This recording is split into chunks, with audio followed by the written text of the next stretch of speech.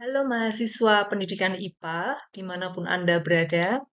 Kita jumpa kembali pada perkuliahan perencanaan pengajaran untuk materi komponen-komponen ATP. Tidak terasa kita sudah sampai pada pertemuan ke-9. Pada pertemuan sebelumnya, Anda telah memahami apa itu alur tujuan pembelajaran atau ATP. Nah, untuk kali ini kita akan membahas mengenai komponen-komponen ATP.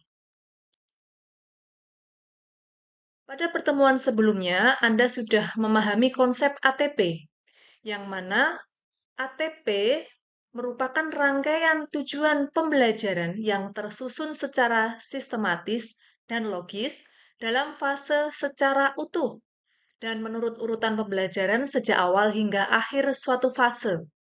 Alur ini disusun secara linier, sebagaimana urutan kegiatan pembelajaran yang dilakukan dari hari ke hari untuk mengukur CP, yang mana CP adalah kompetensi yang diharapkan dapat dicapai oleh siswa di akhir fase. Adapun kriteria ATP, yaitu menggambarkan urutan pengembangan kompetensi yang harus dikuasai. Kemudian ATP dalam satu fase menggambarkan cakupan dan tahapan pembelajaran yang linier. ATP keseluruhan fase menggambarkan cakupan dan tahapan pembelajaran antar fase. Nah, bagaimana merumuskan TP dan ATP dari kalimat CP? Pada tugas-tugas sebelumnya, Anda sudah mengerjakan ATP dari TP, yang mana rumusan TP mengacu pada kompetensi dan konten pada CP. Sedangkan rumusan kalimat TP dapat mengambil referensi dari berbagai sumber. Kemudian jangan lupa untuk mengidentifikasi dimensi profil pelajar Pancasila yang dapat terkait dengan kompetensi yang ingin dicapai. Nah, untuk komponennya ada 3. Yang pertama yaitu aksi atau kompetensi. Kemudian komponen yang kedua adalah konten. Kemudian komponen yang ketiga adalah variasi. Yang mana nanti kita akan berlatih bagaimana untuk membuat ATP. Kita bahas satu persatu. Yang pertama adalah aksi atau kompetensi. Aksi atau kompetensi ini memuat keterampilan. Jadi nanti kemampuan apa saja yang diharapkan untuk siswa miliki setelah mengikuti pelajaran.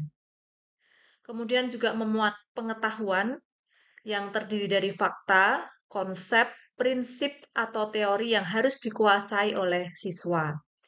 Kemudian ada pula aspek sikap, yang mana ini merupakan nilai-nilai, sikap, atau karakter yang ingin dikembangkan pada diri siswa. Kemudian untuk konten, itu merupakan materi pelajaran.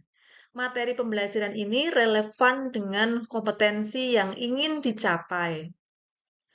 Kemudian konteksnya adalah dapat menghubungkan materi pembelajaran dengan kehidupan sehari-hari siswa. Kemudian yang terakhir adalah merupakan keterampilan berpikir, yang mana nanti memuat keterampilan berpikir kritis, kreatif, dan tingkat tinggi lainnya seperti analisis, evaluasi, prediksi, dan menciptakan. Kemudian memuat pula metode pembelajaran.